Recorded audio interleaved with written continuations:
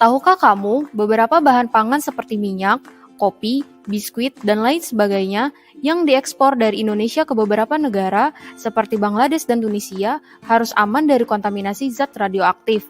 Begitu pula bahan pangan yang diimpor dari negara lain ke Indonesia. Bahan pangan yang aman dari zat radioaktif itu seperti apa sih? Bahan pangan yang aman dari zat radioaktif itu adalah bahan pangan yang tidak terkontaminasi zat radioaktif melebihi batas maksimum yang telah ditetapkan, sehingga aman untuk dikonsumsi. Berbagai negara telah membuat regulasi terkait nilai ambang batas kontaminasi zat radioaktif pada bahan pangan ekspor dan impor.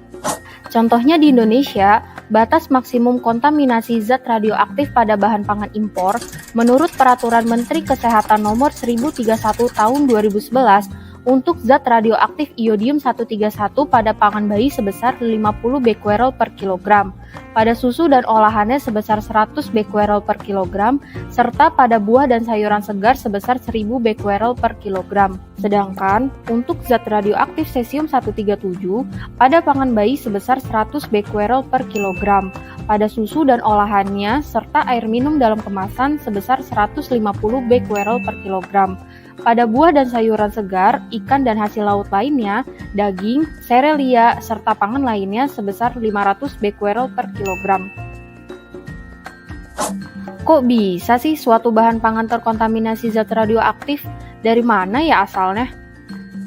Jadi, zat radioaktif yang terkandung di bahan pangan bisa berasal dari alam, seperti udara, tanah, dan air yang tercemar oleh zat radioaktif akibat adanya kegiatan atau kejadian tertentu, baik yang disengaja ataupun tidak disengaja mencemari lingkungan di sekitarnya.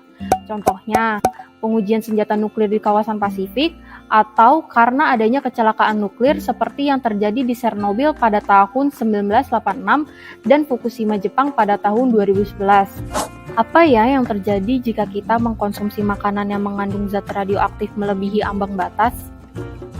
Jadi, kalau kita mengkonsumsi makanan yang melebihi ambang batas, dapat mengakibatkan efek jangka pendek seperti mual, muntah, dan diare, serta efek jangka panjang seperti kanker.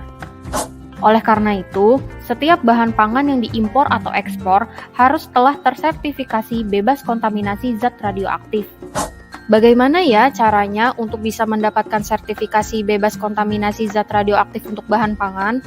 Berdasarkan Permentan Nomor 5 Tahun 2020 bahwa pengujian kontaminasi zat radioaktif dilakukan di Pusat Teknologi Keselamatan dan Metrologi Radiasi Badan Tenaga Nuklir Nasional yang sekarang menjadi PRT KMR di Badan Riset dan Inovasi Nasional yang berada di kawasan nuklir Pasar Jumat, Lebak Bulus, Jakarta Selatan.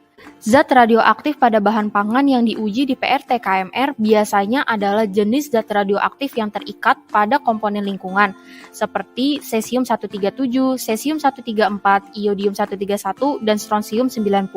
Setelah lulus uji, maka bahan pangan tersebut akan mendapatkan sertifikat bebas kontaminasi zat radioaktif dan dapat dipasarkan ke masyarakat. Bagaimana Sobat Nuklir? Sekarang sudah tahu kan bahwa bahan pangan impor yang dipasarkan di Indonesia telah lulus uji bebas kontaminasi zat radioaktif. Jadi, kita tidak perlu khawatir. Informasi lebih lanjut terkait layanan sertifikasi bebas kontaminasi zat radioaktif dapat diakses melalui website www.islamet.batan.go.id. Semoga informasi ini bermanfaat. Jangan lupa like, komen, dan share. Terima kasih.